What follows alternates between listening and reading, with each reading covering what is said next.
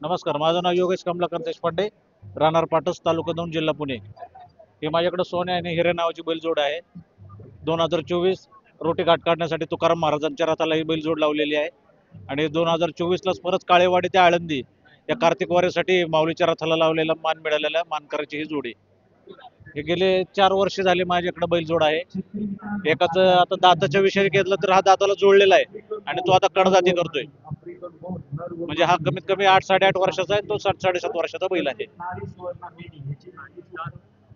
खिल्लार जातीचे आहेत. हा, हे साधारण महाराष्ट्रात कुठं आढळतात किंवा बाहेर? ही जात फुलमापाची जर म्हणले तर आपल्याला कर्नाटकमध्ये हे जात आपल्याला सापडते. संकेश्वर, बेळगाव या पट्ट्यामध्ये ही आपल्याला खिल्लारमध्ये मोठी साईज सापडते. त्याचं वैशिष्ट्य काय सांगता? वैशिष्ट्य म्हणजे ही जड वाहनाचं अवजड कामवाजासाठी ही जास्त करून वापरली जाते. शेतकामासाठी शेतकामासाठीच.